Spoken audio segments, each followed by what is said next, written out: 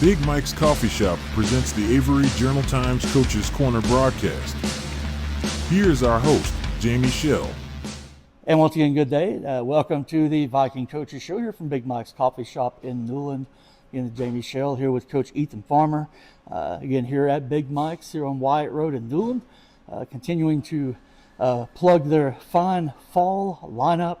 The flannel macchiatos, the pumpkin spice goods, lots of different items to check out here at Big Mike's. We appreciate their sponsorship as always, and are grateful that we could come to you in this way each week. Coach, this has been a hopefully a good week for you after coming off the first win of the season on Friday night. Did anything kind of strike you about the win last week, and just kind of what did it mean for your guys to get that one? We needed that one for sure. I thought our guys came out and competed very well. Obviously, we still have some mistakes, but the positive side is, we got to win. And we obviously super thrilled about it. But at the same time, after Friday, kind of wanted to move on. And I'm just glad we can get a win on the road, get a win, first win of the season right now. Obviously, good one to get in the non-conference. But super proud of our guys. Executed in all 3 to 4 phases of the ball game, and super proud about that. Great effort all around. Just to, I know you gave up a late score, but 44-8. Yep. Pretty good output offensively for sure. Yep. Do you feel like there are things from that game that you all be able to carry over into this week? That you felt like things finally kind of some areas that kind of clicked for you that come to mind? Yeah, special teams was one. I thought offensively, defensively too. So all 3 phases. I thought our special teams, I think we capitalized on 2. We had 2 return back, and then defensive wise, we wanted to kind of go and set the tone a little bit, and we were able to capitalize on that. Still had some mistakes. Everybody does. You're not gonna have a perfect game, but and offensively too, we still had some mistakes there, but we still ran the ball effectively, and we haven't showed to throw. I think we was 1 for 3, had 1 touchdown over there too. So again, I just thought that all 3 phases did very well, and moving forward, we kind of wanted to fix those mistakes that we had early on Monday, and obviously this week here we had a great week of practice.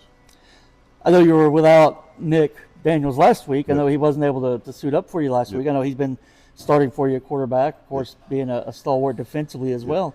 What does it say about your team that even when you're missing a couple of your guys, that that you were still able to come through with that kind of a performance? Yeah, just we tell everybody now, continuously, make sure, you do your job. And, obviously have guys step in, and, it does take a toll on you, but at the same time, we were down guys last week, but at the same time, everybody's working together. And that's one of the key things that we kind of been mentioning all along, being a team, and making sure, you're disciplined, because at the end of the day, 11 guys got to take the field. Everybody's got to play for sure, but at the same time, you got to do your job, do your part, and I thought that we did. I thought that we worked together as a team last week, and obviously we were out successful. As we look to this week, you've got McDowell coming in on Friday night to take you on. Of course, they're 1-1 for the season. They won their first game, really an exciting game against RS Central, won by a field goal. And then they lost against Mitchell, I guess, over in Ledger 2 weeks ago. Yep. And they've actually had an extra week to prepare for you, right? 2 weeks. Yep. Any concern about the extra time that they've had to look you over and see your tape and just kind of get ready for you guys? And in turn, what have you done to get ready for them for this week? I would say, obviously Coach Clark down there is doing a good job. Obviously I think it's his first year as a head coach, and he's doing a good job, and obviously had an extra week to prepare.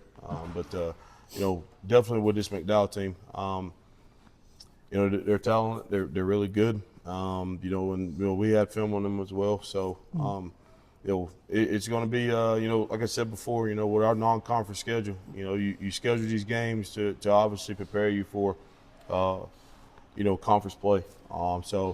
There's a lot going into this ball game, and we're all excited. And McDowell, like I said, I think they're 7A, 6A. I can't remember, but still, you gotta come out and perform.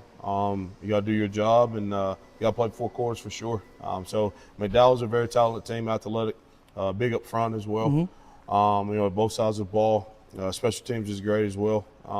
Receivers is great as well. So, skill position wise, those guys they're athletic. So, I just think for us, we gotta be ready to play. That's our biggest thing. come out, be ready to play, and it's going to be a 4-quarter game for sure.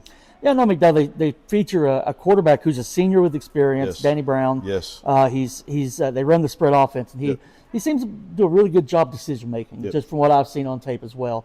And then of course Hunter Pittman, one of the running backs, 33, is really a solid runner. Yes. Number 2, another runner they have, it's pretty solid as well. Is there an advantage to having familiarity with these guys, having played them every year the last 2 or 3 years, to kind of know what you kind of expect when you see them? Yeah, I mean he's had a lot return. And Danny, number 5, really good quarterback, dual threat guy, can run it, can throw it. Athletic kid for sure. The 2 backs that they have, kind of remember seeing those guys before as well. Real powerful as well. And then with their skill guys, I think number 12, and there's a couple more that's out there, but great. They're a great football team. You gotta be ready to step up to the challenge. Of course, this is the last game of the non-conference schedule. Yes. Get ready to enter next week, taking on Madison to open conference play. Is it pretty important to you and how so, to end this non-conference portion of your schedule on such a positive note, to be able to win this kind of really it is a border rivalry, I guess, because I guess McDowell does border us a little bit. So just kind of where does it stand as far as the importance of a win like Friday night? I mean, it'd be huge for us. I think it'd be huge for our program. And on top of that too, there's gonna be a lot of people there. And for moments like this, you kind of want to step up to the occasion. You want to, obviously get a win, but it's going to boil down to 4 quarters and who wants it more. And I think our guys is, prepped very well this week. Had a good week of practice. I know McDowell has as well, but for us, I think it'd be huge for us. I think it'd be huge for our school, our community as well. And on top of that, it's Military Appreciation Night. So you got to think about, put all those things in perspective. And I think for us, I'm hoping that we can pull off an upset. Yeah, I know as we're recording, it is, of course, September the 11th, and we think about the things that happened on this day years ago, 24 Absolutely. Years ago. I was in the 4th grade. You're in the 4th grade. Yeah. I was in a church and a staff meeting when we heard about what had happened. But again, the fact that you're able to recognize military personnel, first responders, law enforcement, those folks who are putting their lives on the line every day. Yes. What makes it so important to have them recognized at a game on a Friday night? It means the world. It means the world to me. It means the world, to those kids. Obviously we wouldn't be here if it wasn't for them. I mean, obviously we wouldn't be here for the man above us, but for them guys protecting us 24/7. Nurses, doctors, along with law enforcement, making sure we're all safe. That plays a huge role in today's society, and also too, just for our kids, just for our community, plays a role for me as well. Can't thank those guys enough. Day in and day out. I know we see 2 SROs at the high school, maybe 3, but every day we're thanking them. So we want to make sure that we give our appreciation, show our appreciation in them, and obviously like today, 9/11. Like I said, I was in the 4th grade when that happened. Can remember it, sad day for sure. And that's some things that you'll never forget, especially for our nation right now. So yeah, for sure. Can't go without speaking about, we're recording, of course, on a Thursday, and this evening we have the JV football team hosting Cherokee tonight at McDowell Stadium with a 6 o'clock kickoff for that. So we want to encourage folks to come out and support the JV team. Their home opener, actually. So they've had a little time off as well, getting ready for action this week. So how's their practices been, and kind of how excited are you all about having a game at home this week? Their practice has been great. They're coming to work each and every day. They started on Monday and went back to work. And, obviously we fixed our mistakes from the previous week. Coach Coggins and the coaches are doing a great job of preparing those guys. And, right now they finished up with a walkthrough yesterday and feel really good about tonight for sure. And, that's a huge thing for our kids. That's one of the biggest things that they were kind of talking about, like, hey, we don't have to travel this week. So that was a plus and a great thing to hear from them. And then, it kind of just gave them motivation. But I think all our kids are doing very well. And I think our JVs are ready to rock and roll tonight. Awesome. I know, of course, health, you're already in 3 games into the regular season as a varsity team. And couple of games in, of course, for the JVs. How are you guys health-wise right now? How are you as far as physically going? We're going to miss, for varsity, we'll miss, we'll have 2 still out right now. Okay. Hopefully get those guys back next week. But we're missing 2 tomorrow. JV-wise, we'll be down, I think we're down 3. Okay. And we'll have 2 return back next week. Okay. So making strides. Joe Hawkins. That's the only thing I can say. Right. Man. So, Joe's doing a great job with that and helping to get our guys back ready to go.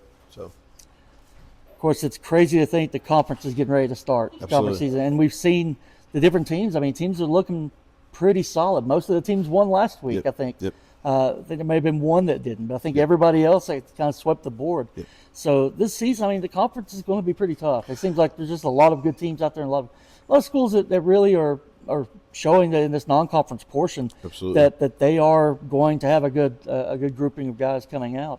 So again, this prepares you guys for that. I know you made the effort to schedule in ways that you would get prepared for conference. Absolutely. I mean, that's one of the things, we continuously mention early in the year, mention over summer, kind of go back to first fall practice. Conference, during this time frame, non-conference, you got to continue to get better and better each and every week. I have seen our kids continue to get better and better over the weeks. And, right now, right there before conference play, I think it'll mean the world to them. Hoping we can finish 2-2 in non-conference and prepare for conference play next week. But we got to focus on tomorrow night and tonight for sure. And but it still plays in the back of your head, of hey, this is non-conference, but at the same time, it's another opportunity to get better. And obviously we want to win. Our boys, I think, are ready for the challenge. Of course, kickoff at 7:30 at McDowell Stadium on Friday night. Kickoff at 6 o'clock this evening on Thursday for the JV matchup. And I know it's just exciting to see the team playing as they are. It's nice to see the fruit of their labor kind of come to fruition last week. I know you prepared the guys in the heat, getting them down during the summer. Absolutely. And it was warm. It was warm in Asheville Friday night, but it didn't look like it really affected your team at all. And I think the preparation really showed in that matchup last week. So. And two, huge shout out to the volleyball team. Yeah. They end up beating Mountain Heritage. Yeah, they're continuing to play well. I mean, they had a little bit of a lull with Owen, but Owen's got a really good team. Absolutely. It is what it is. Absolutely. They're always these perennial powers. But, yeah, the ladies are doing a great job. JV and varsity both playing really well right now. So, our golf team, of course, women's golf won another tournament this week, and they're playing again, I think, today. So to continue to wish them the best as well. Our soccer team had a tough go of it against Irwin on I guess it was Monday night. And we just continue to see them making steps of improvement as well.